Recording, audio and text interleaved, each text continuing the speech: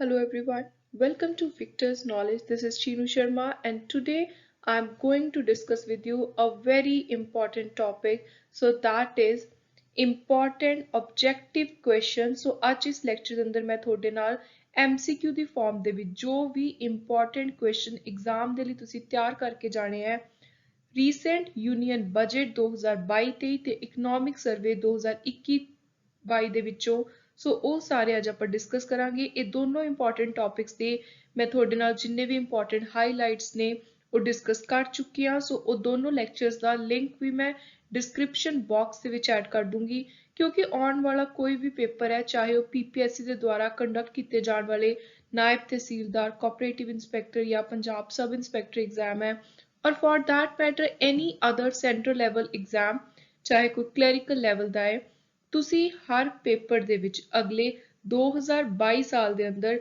ਜੋ ਵੀ ਪੇਪਰ ਹੋਣੇ ਨੇ static GK economics current affair ਇਹ ਤਿੰਨੋਂ ਪੋਰਸ਼ਨਸ ਦੇ ਅੰਦਰ ਤੁਹਾਨੂੰ ਇਹਨਾਂ ਦੇ ਵਿੱਚੋਂ 2 ਤੋਂ 3 ਕੁਐਸਚਨ ਜ਼ਰੂਰ ਦੇਖਣ ਨੂੰ ਮਿਲਣਗੇ ਸੋ ਇਸੇ ਲਈ ਇਹ ਟੌਪਿਕ ਆਪਣੇ ਲਈ ਤਿਆਰ ਕਰਨਾ ਬਹੁਤ ਹੀ ਜ਼ਿਆਦਾ ਜ਼ਰੂਰੀ ਹੋ ਜਾਂਦਾ ਹੈ Also, before beginning with our topic, I want to share something important with you guys.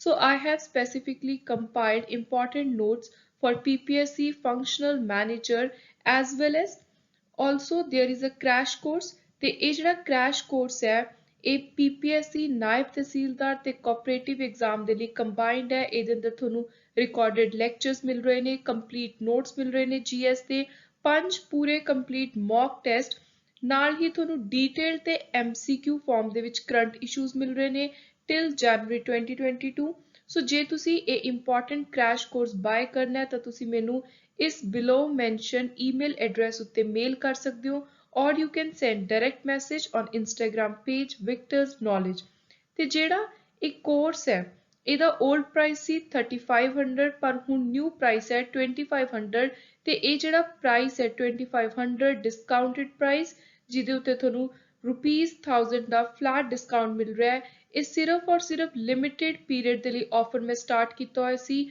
from 1st February till 10th February ਸੋ ਜਿਹੜੇ ਵੀ ਸਟੂਡੈਂਟ ਇਸ ਕੋਰਸ ਨੂੰ ਬਾਏ ਕਰਨ ਦੇ ਵਿੱਚ ਇੰਟਰਸਟਿਡ ਨੇ ਉਹ ਜਲਦੀ ਤੋਂ ਜਲਦੀ ਇਹਨੂੰ ਬਾਏ ਕਰੋ ਕਿਉਂਕਿ ਜਿਹੜਾ ਇਹਦਾ ਪ੍ਰਾਈਸ ਹੈ ਉਹ ਬਹੁਤ ਹੀ ਜ਼ਿਆਦਾ ਮੈਂ ਘਟਾ ਦਿੱਤਾ ਹੈ ₹1000 ਦਾ ਫਲੈਟ ਡਿਸਕਾਊਂਟ ਮਿਲ ਰਿਹਾ ਹੈ ਤੇ ਇਹ ਆਫਰ ਪ੍ਰਾਈਸ ਸਿਰਫ ਔਰ ਸਿਰਫ ਕੱਲ ਤੱਕ ਹੀ ਹੈ so starting with our first important question ਜਿਹੜਾ ਯੂਨੀਅਨ ਬਜਟ 2022-23 ਦਾ ਹੈ ਇਹਨੂੰ ਪ੍ਰੈਜ਼ੈਂਟ ਕੀਤਾ ਹੈ ਆਪਾਂ ਨੂੰ ਪਤਾ ਹੈ ਫਾਈਨੈਂਸ ਮਿਨਿਸਟਰ ਨਿਰਮਲਾ ਸੀਤਾਰਮਨ ਜੀ ਨੇ ਇਹਦੇ ਅੰਦਰ ਜਿਹੜੀ GDP ਗਰੋਥ ਹੈ ਉਹ ਐਕਸਪੈਕਟਡ ਕਿੰਨੀ ਸੀ ਸੋ ਉਰੇ ਆਪਾਂ ਟਾਰਗੇਟਡ ਦੀ ਗੱਲ ਨਹੀਂ ਕਰ ਰਹੇ ਤੁਸੀਂ ਐਗਜ਼ਾਮ ਦੇ ਵਿੱਚ ਜਿਹੜੇ ਵਰਡਸ ਨੇ ਇਸ ਬਜਟ ਦੇ ਕੁਐਸਚਨ ਦੇ ਉਹਨਾਂ ਨੂੰ ਧਿਆਨ ਦੇ ਨਾਲ ਪੜ੍ਹਨਾ ਹੈ ਕਿ ਉੱਥੇ ਤੁਹਾਨੂੰ ਟਾਰਗੇਟਡ ਲਿਖਿਆ ਹੋਇਆ ਹੈ ਜਾਂ ਫਿਰ ਐਕਸਪੈਕਟਡ ਤੇ ਨਾਲ ਹੀ ਈਅਰ ਕਿਹਦੀ ਗੱਲ ਕੀਤੀ ਗਈ ਹੈ ਸੋ ਇਸ ਈਅਰ ਦੇ ਲਈ ਇਸ ਟਾਈਮ ਪੀਰੀਅਡ ਦੇ ਲਈ ਐਕਸਪੈਕਟਡ ਰੱਖਿਆ ਗਿਆ 9.2% ਆਪਸ਼ਨ ਸੀ ਨੈਕਸਟ ਇਜ਼ ਕੁੱਲ ਖਰਚਾ ਇਸ ਬਜਟ ਦਾ ਯੂਨੀਅਨ ਬਜਟ 2022-23 ਦਾ ਕਿੰਨਾ ਐਕਸਪੈਕਟ ਕੀਤਾ ਜਾ ਰਿਹਾ ਹੈ ਕਿੰਨਾ ਐਸਟੀਮੇਟ ਕੀਤਾ ਜਾ ਰਿਹਾ ਹੈ ਸੋ total expenditure is estimated at 39.45 lakh crore ਸੋ ਇਹਦੇ ਅੰਦਰ ਅਲੱਗ-ਅਲੱਗ ਮਿਨਿਸਟਰੀਜ਼ ਨੂੰ ਸਕੀਮਸ ਨੂੰ ਪੈਸਾ ਐਲੋਕੇਟ ਕੀਤਾ ਗਿਆ ਸੋ ਕੰਬਾਈਨਡ ਜਿਹੜਾ ਟੋਟਲ ਐਕਸਪੈਂਡੀਚਰ ਹੈ that is estimated at option C 39.45 lakh crore.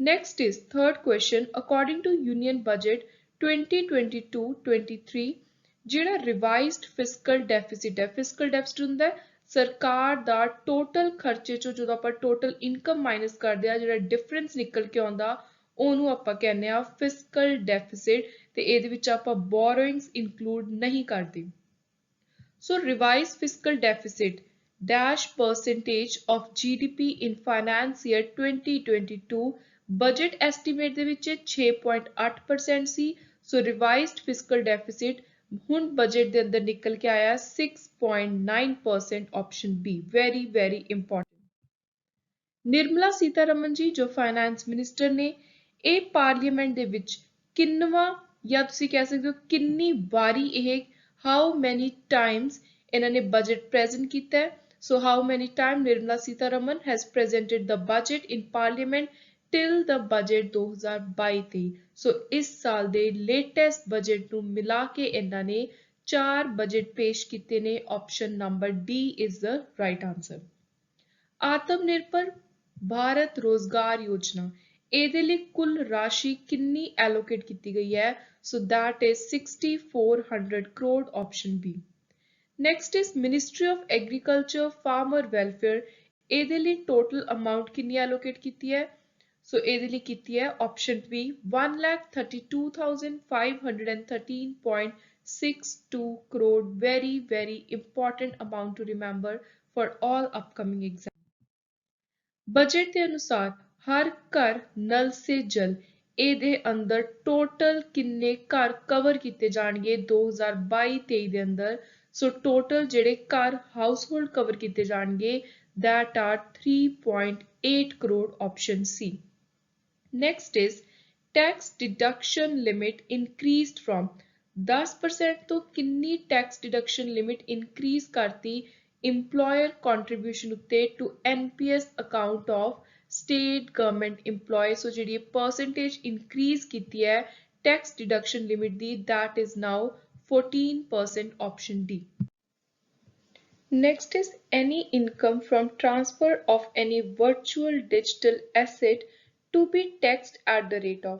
ਸੋ ਜਿਹੜੀ ਮੈਂ ਤੁਹਾਡੇ ਨਾਲ ਗੱਲ ਕੀਤੀ ਸੀ ਕਿ ਇੱਕ ਡਿਜੀਟਲ ਕਰੰਸੀ ਦੀ ਗੱਲ ਆ ਰਹੀ ਹੈ ਇਸ ਸਾਲ ਦੇ ਬਜਟ ਦੇ ਅੰਦਰ ਜਦੋਂ ਤੋਂ ਕ੍ਰਿਪਟੋ ਕਰੰਸੀਜ਼ ਦਾ ਕਨਸੈਪਟ ਜ਼ਿਆਦਾ ਫੇਮਸ ਹੋਇਆ ਜ਼ਿਆਦਾ ਨਿਊਜ਼ ਵਿੱਚ ਚੱਲਣ ਲੱਗਿਆ ਲੋਕਾਂ ਨੇ ਇਹਦੇ ਅੰਦਰ ਜ਼ਿਆਦਾ ਆਪਣਾ ਇੰਟਰਸਟ ਦਿਖਾਇਆ ਸੋ ਹੁਣ ਇਸ ਰੀਸੈਂਟ ਬਜਟ ਦੇ ਅੰਦਰ ਸਰਕਾਰ ਨੇ ਕਿਹਾ ਕਿ ਜਿਹੜੀ ਵੀ ਵਰਚੁਅਲ ਡਿਜੀਟਲ ਐਸੈਟ ਹੋਊਗੀ ਉਹਦੇ ਉੱਤੇ ਜਿਹੜਾ ਟੈਕਸ ਹੈ that is 30% option D। ਤੇ ਇੱਕ ਹੋਰ ਇੰਪੋਰਟੈਂਟ ਚੀਜ਼ ਹੈ ਤੁਸੀਂ ਇਸ ਟੈਕਸ ਨੂੰ ਕਿਸੇ ਹੋਰ ਸੋਰਸ ਆਫ ਇਨਕਮ ਦੇ ਨਾਲ ਸੈਟ ਆਫ ਨਹੀਂ ਕਰ ਸਕਦੇ ਚਾਹੇ ਤੁਹਾਨੂੰ ਇਹਦੇ ਚੋਂ ਨੁਕਸਾਨ ਹੋ ਰਿਹਾ ਹੈ ਚਾਹੇ ਕੋਈ ਫਾਇਦਾ ਹੋ ਰਿਹਾ ਹੈ does not matter that whether you are getting any losses or any profits ਤੁਹਾਨੂੰ ਟੈਕਸ ਭਰਨਾ ਹੀ ਭਰਨਾ ਪਊਗਾ ਇਸ ਡਿਜੀਟਲ ਐਸੈਟ ਦੇ ਉੱਤੇ। Who holds the record for delivering the longest budget speech in India? ਅੱਜ ਤੱਕ ਦੀ ਭਾਰਤ ਦੇ ਅੰਦਰ ਸਭ ਤੋਂ ਲੰਬੀ ਬਜਟ ਦੀ ਸਪੀਚ ਦੇਣ ਵਾਲਾ ਕੌਣ ਫਾਈਨੈਂਸ ਮਿਨਿਸਟਰ ਬਣਿਆ ਜਿਨੇ ਇਹ ਰਿਕਾਰਡ ਬਣਾਇਆ ਸੋ ਉਹ ਹੈ ਨਿਰਮਲਾ ਸੀਤਾਰਮਨ option A। ਤੇ ਇਹਨਾਂ ਨੇ ਜਦੋਂ 2020-21 ਸਾਲ ਦਾ ਬਜਟ ਪੇਸ਼ ਕੀਤਾ ਸੀ ਤਾਂ ਉਦੋਂ ਇਹ ਰਿਕਾਰਡ ਬਣਾਇਆ ਸੀ ਸੋ ਇਹਨਾਂ ਨੇ ਆਪਣਾ ਪਿਛਲਾ ਰਿਕਾਰਡ ਵੀ ਤੋੜਿਆ ਸੀ। ਟੋਟਲ 2 ਘੰਟੇ 42 ਮਿੰਟ ਲੰਬੀ ਇਹਨਾਂ ਦੀ ਬਜਟ ਸਪੀਚ ਸੀ। ਨੈਕਸਟ ਹੁਣ ਇਹਦਾ ਆਪੋਜ਼ਿਟ ਕੁਐਸਚਨ ਆ ਗਿਆ ਅੱਜ ਤੱਕ ਦੀ ਸਭ ਤੋਂ ਛੋਟੀ ਸ਼ਾਰਟੇਜ ਬਜਟ ਸਪੀਚ ਕਿਹਨੇ ਦਿੱਤੀ ਹੈ ਸੋ ਸ਼ਾਰਟੈਸਟ ਬਜਟ ਸਪੀਚ ਦਿੱਤੀ ਹੈ option C HM Patel ਹੀਰੂਬਾਈ ਮੁਲਜੀਬਾਈ Patel ਜਦੋਂ ਇਹਨਾਂ ਨੇ 1977 ਸਾਲ ਵਿੱਚ ਇੰਟੈਰਿਮ ਬਜਟ ਪੇਸ਼ ਕੀਤਾ ਸੀ ਤਾਂ ਉਸ ਸਮੇਂ ਜਿਹੜੀ ਇਹਨਾਂ ਦੀ ਸਪੀਚ ਸੀ और सिर्फ 800 वर्ड्स लंबी सी सो स्पीच के अंदर सिर्फ कुल टोटल 800 वर्ड सी। नेक्स्ट है जिहड़ा बजट है वर्ड ये फ्रेंच वर्ड तो डिराइव किया गया जिहदा मतलब है छोटा जिहा बैग स्मॉल बैग सो वो फ्रेंच वर्ड किहड़ा है जिहदे तो आपां ने वर्ड बजट नू डिराइव किया so that is budget option D। By what percentage does GDP contract? GDP contract किन्नी हुई पिछे नू किन्नी गई 2020-21 साल दे अंदर सो ओ परसेंटेज बहुत ही ज़्यादा important है that is 7.3%। इकोनॉमिक सर्वे 2022 ने प्रोजेक्ट की है GDP ग्रोथ साल 2023 तक जो फाइनेंशियल ईयर है ਇਹਦੇ ਅੰਦਰ ਕਿੰਨੀ परसेंटेज उत्ते सो ਇਹ क्वेश्चन आने वाले सारे एग्जाम्स ਦੇ ਲਈ बहुत ही ज़्यादा इंपॉर्टेंट है सो तुसी ਇਹਨੂੰ ਜ਼ਰੂਰ एक्सपेक्ट कर सकते हो पेपर ਦੇ अंदर। So this projected GDP growth is 8 to 8.5% option A। Next is services sector is estimated to grow by ਜਿਹੜਾ service sector ਹੈ ਜਿਹਦੇ ਅੰਦਰ IT ਵਗੈਰਾ ਆਉਂਦੀ ਹੈ ਸੋ ਉਹਦੀ ਆਪਾਂ ਕਿੰਨੀ ਐਸਟੀਮੇਸ਼ਨ ਕਰ ਰਹੇ ਹਾਂ ਕਿ ਉਹ ਕਿੰਨੇ ਪ੍ਰਤੀਸ਼ਤ ਗਰੋ ਕਰੂਗਾ ਇਸ ਸਾਲ ਦੇ ਕਰੰਟ ਫਾਈਨੈਂਸ਼ੀਅਲ ਈਅਰ ਦੇ ਅੰਦਰ so that percentage is 8.2% option D।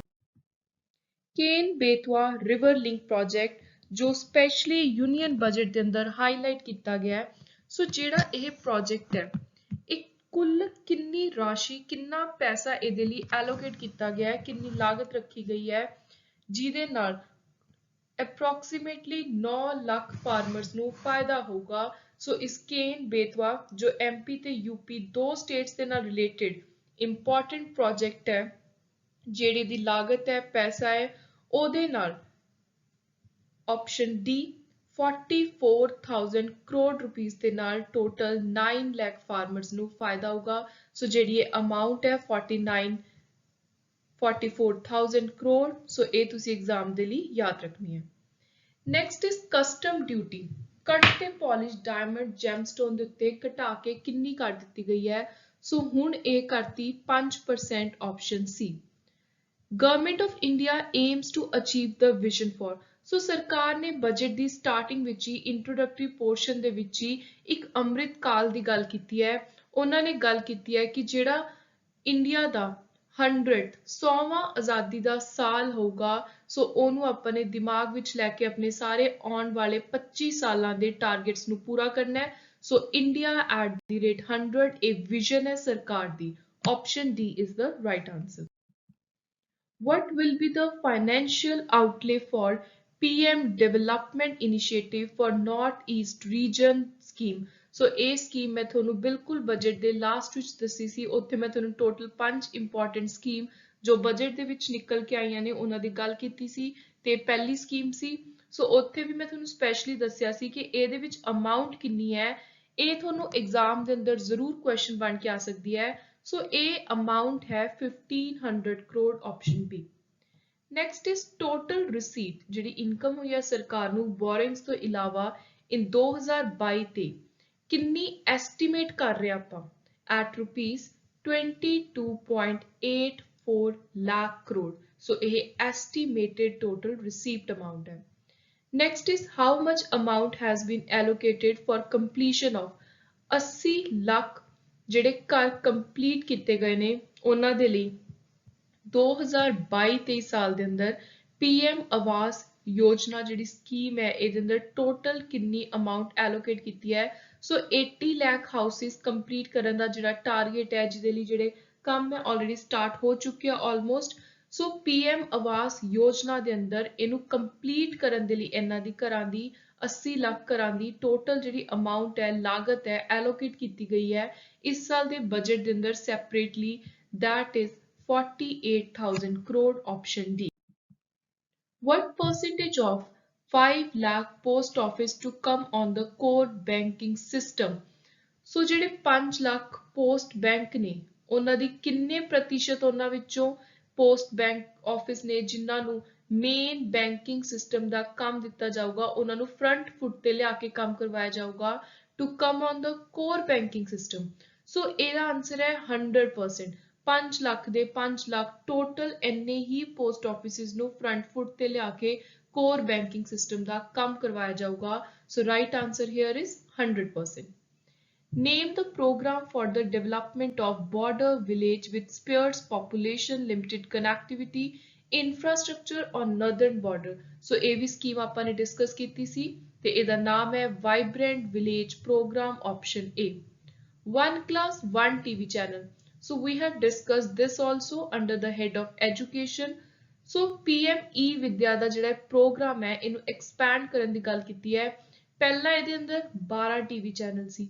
ਸੋ ਹੁਣ ਜ਼ਿਆਦਾ ਇਹਦੇ ਨਾਲ ਜਿਹੜੇ ਬੱਚੇ ਨੇ ਉਹਨਾਂ ਦਾ ਏਰੀਆ ਕਵਰ ਹੋਵੇ, ਜ਼ਿਆਦਾ ਬੱਚੇ ਇਹਦੇ ਅੰਦਰ ਆ ਸਕਣ, ਉਹਨਾਂ ਨੂੰ ਪ੍ਰੋਪਰ ਸਿੱਖਿਆ ਮਿਲ ਸਕੇ ਇਸ ਕੋਵਿਡ-19 ਪੈਂਡੈਮਿਕ ਤੋਂ। ਹੁਣ ਜਦੋਂ ਆਪਾਂ ਬਾਹਰ ਨਿਕਲ ਰਹੇ ਹਾਂ, ਉੱਭਰ ਰਹੇ ਹਾਂ, ਤਾਂ ਫਿਰ ਵੀ ਕਿਤੇ ਨਾ ਕਿਤੇ ਬਾਰ-ਬਾਰ ਆਪਾਂ ਦੇਖਦੇ ਹਾਂ ਅਲੱਗ-ਅਲੱਗ ਵੇਵਸ ਆਈ ਜਾ ਰਹੀਆਂ ਨੇ, ਫੇਜ਼ਿਸ ਆਈ ਜਾ ਰਹੇ ਨੇ ਕੋਵਿਡ-19 ਦੇ, ਤਾਂ ਆਨਲਾਈਨ ਐਜੂਕੇਸ਼ਨ ਨੂੰ ਇੱਕ ਪ੍ਰਾਇੋਰਟੀ ਮੰਨ ਕੇ ਚੱਲਿਆ ਜਾ ਰਿਹਾ ਹੈ। ਸੋ ਇਹਦੇ ਲਈ ਜਿਹੜੇ ਬੱਚੇ ਚਾਹੁੰਦੇ ਨੇ ਕਿ ਅਸੀਂ ਘਰੇ ਬੈਠ ਕੇ ਆਰਾਮ ਦੇ ਨਾਲ ਆਪਣੀ ਪੜ੍ਹਾਈ ਕੰਟੀਨਿਊ ਕਰ ਸਕੀਏ ਬਿਨਾਂ ਕਿਸੇ ਰੁਕਾਵਟ ਤੋਂ, ਸੋ ਉਹਨਾਂ ਦੇ ਲਈ ਇੱਕ ਫੈਸਿਲਿਟੀ ਹੈ, ਇੱਕ ਪ੍ਰੋਗਰਾਮ ਹੈ। ਪਹਿਲਾਂ ਇਹਦੇ ਅੰਦਰ 12 ਚੈਨਲ ਸੀ, ਸੋ ਹੁਣ ਇਹਨਾਂ ਨੂੰ ਐਕਸਪੈਂਡ ਕਰਕੇ ਕਰਤਾ 200 ਟੀਵੀ ਚੈਨਲ ਆਪਸ਼ਨ ਸੀ। ਤੇ ਇਹਦੇ ਅੰਦਰ ਇੱਕ ਮੇਨ ਫੋਕਸ ਕੀਤਾ ਗਿਆ ਕਿ ਬੱਚਿਆਂ ਨੂੰ ਉਹਨਾਂ ਦੀ ਰੀਜਨਲ ਲੈਂਗੁਏਜ ਦੇ ਅੰਦਰ ਸਾਰੀ ਐਜੂਕੇਸ਼ਨ ਪ੍ਰੋਵਾਈਡ ਕਰਵਾਈ ਜਾਵੇ। Additional allocation of dash was announced for production linked incentive for manufacture of high efficiency solar module to meet the goal of 280 gigawatt of installed solar power by 2030। ਸੋ ਇਹ solar modules ਦੀ ਹੋਰ ਜ਼ਿਆਦਾ efficient ਤਰੀਕੇ ਦੇ ਨਾਲ ਤਿਆਰ ਕਰਨ ਦੇ ਲਈ ਜਿਹੜਾ ਇੱਕ ਸੋਲਰ ਪਾਵਰ 2030 ਤੱਕ 280 ਗੀਗਾਵਾਟ ਦਾ ਗੋਲ ਹੈ ਆਪਣਾ, ਇਹਨੂੰ ਅਚੀਵ ਕਰਨ ਦੇ ਲਈ ਅਲੱਗ ਤੋਂ ਪੈਸਾ ਐਲੋਕੇਟ ਕੀਤਾ ਹੈ ਇਸ ਸਾਲ ਦੇ ਬਜਟ ਦੇ ਅੰਦਰ 19,500 crore option B. Effective capital expenditure of central government estimated। So central government ਦਾ ਜਿਹੜਾ ਇਫੈਕਟਿਵ ਕੈਪੀਟਲ ਐਕਸਪੈਂਡੀਚਰ ਹੈ ਜਿਹੜਾ ਇਸ ਸਾਲ ਦੇ ਬਜਟ ਦੇ ਅੰਦਰ ਕਾਫੀ ਜ਼ਿਆਦਾ ਇਨਕਰੀਜ਼ ਵੀ ਕੀਤਾ ਗਿਆ ਹੈ, that is 10.68 ਲੱਖ ਕਰੋੜ। ਸੋ ਹੁਣ ਇੱਕ ਗੱਲ ਆ ਗਈ ਕਿੰਨਾ ਟਾਰਗੇਟ ਕੀਤਾ ਹੈ। ਸੋ ਟਾਰਗੇਟ ਕੀਤਾ ਹੈ 7.50 ਲੱਖ ਕਰੋੜ ਤੇ ਇਹ ਅਮਾਉਂਟ ਟਾਰਗੇਟਡ ਵਾਲੀ ਹਰ ਐਗਜ਼ਾਮ ਦੇ ਵਿੱਚ ਆ ਸਕਦੀ ਹੈ। This is very very important to remember. Fiscal deficit in 2022 ਤੇ ਕਿੰਨਾ ਐਸਟੀਮੇਟ ਕੀਤਾ ਗਿਆ? ਸੋ ਇਹ ਕੀਤਾ ਗਿਆ 6.4% ਜੀਡੀਪੀ ਦਾ। ਨੈਕਸਟ ਹੈ ਬਜਟ 2022 ਫੋਕਸ ਕਰ ਰਿਹਾ ਕੁੱਲ ਕਿੰਨੇ ਪਿਲਰਸ ਦੇ ਉੱਤੇ। ਸੋ ਜਦੋਂ ਮੈਂ ਤੁਹਾਨੂੰ ਸਟਾਰਟਿੰਗ ਇੰਟਰੋਡਕਸ਼ਨ ਹੀ ਕਰਵਾਈ ਸੀ ਯੂਨੀਅਨ ਬਜਟ ਦੀ ਤਾਂ ਉਹਦੇ ਅੰਦਰ ਆਪਾਂ ਨੇ 4 ਮੇਨ ਪਿਲਰਸ ਦੇਖੇ ਸੀ ਜਿਨ੍ਹਾਂ ਉੱਤੇ ਇਹ ਸਾਰਾ ਬਜਟ ਫੋਕਸ ਕਰਕੇ ਤਿਆਰ ਕੀਤਾ ਗਿਆ ਹੈ। ਸੋ ਉਹ ਹੈ right answer 4 option 4 D. Emergency Credit Linked Guarantee Scheme has been extended up to।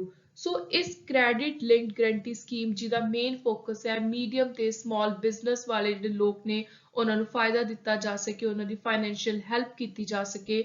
ਸੋ ਇਸ ਸਕੀਮ ਨੂੰ ਮਾਰਚ 2023 ਤੱਕ ਵਧਾਤਾ, ਐਕਸਟੈਂਡ ਕਰਤਾ option C.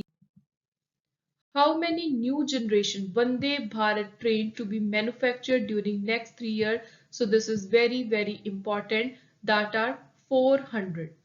How many PM Gati Shakti cargo terminal for multi-modal logistic to be developed? So on wale 3 ਸਾਲਾਂ ਦੇ ਅੰਦਰ ਇਹ ਹੋਣਗੇ total 100। Alternate minimum tax paid by cooperative brought down from 5% ਤੋਂ ਘਟਾ ਕੇ ਕਿੰਨਾ ਕਰਤਾ? ਸੋ ਇਹ ਹੈ 15% ਆਪਸ਼ਨ ਸੀ। ਇਕਨੋਮਿਕ ਸਰਵੇ 2022 ਕਿਨੇ ਪ੍ਰਿਪੇਅਰ ਕੀਤਾ? ਸੋ ਇਹਨੂੰ ਪ੍ਰਿਪੇਅਰ ਕਰਦੇ ਆ ਪ੍ਰਿੰਸੀਪਲ ਇਕਨੋਮਿਕ ਐਡਵਾਈਜ਼ਰ ਤੇ ਨਾਲ ਉਹਨਾਂ ਦੇ ਆਫੀਸ਼ੀਅਲਸ ਟੀਮ ਆਪਸ਼ਨ ਏ। ਸਭ ਤੋਂ ਪਹਿਲਾ ਇਕਨੋਮਿਕ ਸਰਵੇ ਭਾਰਤ ਦੇ ਅੰਦਰ ਕਦੋਂ ਪ੍ਰੈਜ਼ੈਂਟ ਕੀਤਾ ਗਿਆ? ਸੋ that was the year of 1950-51। Economic survey parliament ਦੇ ਅੰਦਰ ਪ੍ਰੈਜ਼ੈਂਟ ਕਦੋਂ ਕੀਤਾ ਜਾਂਦਾ ਹੈ, ਪੇਸ਼ ਕਦੋਂ ਕੀਤਾ ਜਾਂਦਾ ਹੈ? So this is presented a working day before the budget। So budget ਪੇਸ਼ ਕਰਨ ਤੋਂ ਪਹਿਲਾਂ ਜਿਹੜਾ ਵਰਕਿੰਗ ਡੇ ਹੁੰਦਾ ਹੈ ਉਸ ਦਿਨ ਇਕਨੋਮਿਕ ਸਰਵੇ ਪ੍ਰੈਜ਼ੈਂਟ ਕੀਤਾ ਜਾਂਦਾ ਹੈ। ਫਾਰਮ ਪ੍ਰੋਕਿਊਰਮੈਂਟ ਵੈਲਿਊ ਕਿੰਨੀ ਹੈ ਫਾਈਨੈਂਸ ਈਅਰ 2023 ਦੇ ਲਈ? ਸੋ that is 2.37 trillion। very very important। Unblended fuel to attract an additional differential excise duty of rupees 2 per litre from the dash to encourage blending of fuel। ਸੋ ਇਹਦੇ ਲਈ ਜਿਹੜੀ date ਰੱਖੀ ਗਈ ਹੈ ਜਿੱਥੋਂ ਇਹਦੀ ਸ਼ੁਰੂਆਤ ਹੋਗੀ that is 1st October 2022। so this is again very important thing to remember। Budget 2022 parliament ਦੇ ਅੰਦਰ ਕਿਹਨੇ ਪ੍ਰੈਜ਼ੈਂਟ ਕੀਤਾ ਹੈ? So very common repetitive but most important question. So ਇਹ ਹੈ ਆਪਣੇ finance minister Nirmala Sitharaman. India ਦੇ ਅੰਦਰ ਪਹਿਲਾ ਬਜਟ ਕਦੋਂ ਇੰਟਰੋਡਿਊਸ ਕੀਤਾ ਗਿਆ ਸੀ? ਸੋ that was introduced in the year 1860 and the date was 7th April। Dash is the discount granted by Government of India to make essential item available at affordable rate to general public। ਸੋ ਇਹ ਕੁਝ ਅਲੱਗ ਤਰ੍ਹਾਂ ਦੀ important concept terms ਵੀ ਨਿਕਲ ਕੇ ਆਉਂਦੇ ਨੇ ਜਦੋਂ ਵੀ ਆਪਾਂ union budget survey ਦੀ ਗੱਲ ਕਰਦੇ ਹਾਂ। ਸੋ ਇਹ ਹੈ subsidy bill option D. Who presented the first union budget of independent India? ਆਜ਼ਾਦ ਭਾਰਤ ਦਾ ਪਹਿਲਾ ਯੂਨੀਅਨ ਬਜਟ ਕਿਹਨੇ ਪੇਸ਼ ਕੀਤਾ ਸੀ? Very important static GK question. So he was R.K. Shanmugam Chetty option B. Economic survey 2022 ਦਾ ਸੈਂਟਰਲ ਥੀਮ ਕੀ ਹੈ? So that is agile approach। ਤੇ ਇਹ ਅਜਾਈਲ ਅਪਰੋਚ ਜਿਹੜਾ ਥੀਮ ਹੈ ਰੱਖਿਆ ਗਿਆ ਕੋਵਿਡ-19 ਪੈਂਡੇਮਿਕ ਨੂੰ ਧਿਆਨ 'ਚ ਰੱਖਦੇ ਹੋਏ। ਨੈਕਸਟ ਇਜ਼ ਇਕਨੋਮਿਕ ਸਰਵੇ ਨੂੰ ਲੈ ਕੇ 3 ਸਟੇਟਮੈਂਟਸ ਨੇ, ਆਪਾਂ ਨੇ ਦੱਸਣਾ ਹੈ ਕਿ ਕਿਹੜੀ ਸਟੇਟਮੈਂਟ ਸਹੀ ਹੈ। ਪਹਿਲੀ ਸਟੇਟਮੈਂਟ ਕਹਿ ਰਹੀ ਹੈ ਕਿ ਇਕਨੋਮਿਕ ਸਰਵੇ ਸਾਲਾਨਾ ਇਹੋ ਜਿਹਾ ਡਾਕੂਮੈਂਟ ਹੈ ਜਿਹਨੂੰ ਫਾਈਨੈਂਸ ਮਿਨਿਸਟਰ ਪ੍ਰੈਜ਼ੈਂਟ ਕਰਦੇ ਆ। ਸੋ ਇਹ ਸਟੇਟਮੈਂਟ ਸਹੀ ਹੈ। ਇਹਦੇ ਅੰਦਰ ਜਿੰਨੇ ਵੀ ਅਲੱਗ-ਅਲੱਗ ਪਿਛਲੇ 1 ਸਾਲ ਦੇ ਸੈਕਟਰਸ ਦੀ ਕੰਡੀਸ਼ਨ ਕਿਸ ਤਰ੍ਹਾਂ ਰਹੀ ਉਹਨਾਂ ਦੀ ਰਿਪੋਰਟ ਹੁੰਦੀ ਹੈ, ਸੋ ਇਹ ਵੀ ਸਟੇਟਮੈਂਟ ਬਿਲਕੁਲ ਸਹੀ ਹੈ। Economic surveys suggest reform that should be undertaken to accelerate growth. So economic survey ਦੇ ਅੰਦਰ ਬੇਸਿਕਲੀ ਕੰਡੀਸ਼ਨ ਨੂੰ ਦੇਖਦੇ ਹੋਏ ਜਿਹੜਾ 1 ਸਾਲ ਲੰਘ ਚੁੱਕਿਆ ਹੈ, ਹੁਣ ਕੁਝ ਸੁਜੈਸ਼ਨ ਦਿੱਤੇ ਜਾਂਦੇ ਨੇ ਸੋ ਦੈਟ ਆਪਾਂ ਜੇ ਪਿਛਲੇ ਸਾਲਾਂ ਦੇ ਵਿੱਚ ਜੋ ਗਲਤੀਆਂ ਕੀਤੀਆਂ ਨੇ ਉਹਨਾਂ ਨੂੰ ਦੁਹਰਾਈਏ ਨਾ। ਜਿਹੜੇ ਸੈਕਟਰਸ ਜਿਹੜੇ ਏਰੀਆ ਉੱਤੇ ਜ਼ਿਆਦਾ ਫੋਕਸ ਕਰਨ ਦੀ ਜ਼ਰੂਰਤ ਹੈ ਉਹਨਾਂ ਉੱਤੇ ਆਪਾਂ ਫੋਕਸ ਕਰੀਏ, ਜਿਹਦੇ ਨਾਲ ਦੇਸ਼ ਦੀ ਆਰਥਿਕ ਹਾਲਤ ਸਹੀ ਹੋ ਸਕੇ ਟੂ ਐਕਸੈਲਰੇਟ ਗਰੋਥ। ਸੋ ਇਹ ਵੀ ਸਟੇਟਮੈਂਟ ਸਹੀ ਹੈ ਤੇ ਇਸ ਕੁਐਸਚਨ ਦਾ ਰਾਈਟ ਆਨਸਰ ਹੈ option D, all the above. How many Indian startups have achieved unicorn status? ਸੋ ਇਹ ਜਦੋਂ ਆਪਾਂ ਨੇ ਗੱਲ ਕੀਤੀ ਸੀ ਬਜਟ ਦੀ ਉਦੋਂ ਵੀ ਮੈਂ ਸਪੈਸ਼ਲੀ ਹਾਈਲਾਈਟ ਕਰਵਾਇਆ ਸੀ। ਸੋ ਇਹ ਸਟਾਰਟਅਪਸ ਨੇ total 44 option C. And last question from today's important MCQ series on Union Budget and Economic Surveys, National Family Health Survey 5 ਨੂੰ ਲੈ ਕੇ ਇਹ ਤਿੰਨ statements ਨੇ, sorry 3 statements are there and we have to tell ਕਿ ਕਿਹੜੀ statement ਸਹੀ ਗੱਲ ਕਰ ਰਹੀ ਹੈ। ਸੋ ਇਹਦੇ ਅੰਦਰ ਜਿਹੜੀਆਂ ਸਹੀ statement ਨੇ that are second and third। First statement ਗਲਤ ਹੈ ਕਿਉਂਕਿ ਜਿਹੜਾ total fertility rate ਹੈ ਇਹ 1 ਦੀ ਬਜਾਏ ਪਿਛਲੇ ਸਾਲ ਨਾਲੋਂ 2015-16 ਨਾਲੋਂ 2019-21 ਦੇ ਵਿੱਚ this has came down to 2. So total fertility rate came down to 2 in 2019-21 from 2.2 in 2015-16। बाकी next second ਤੇ third statement ਬਿਲਕੁਲ ਸਹੀ ਨੇ। So ਇਸ question ਦਾ right answer ਹੈ option B, only 2 and 3. So this was all about today's lecture. Please do subscribe to my channel, share it with your friends and family. Thank you and good luck.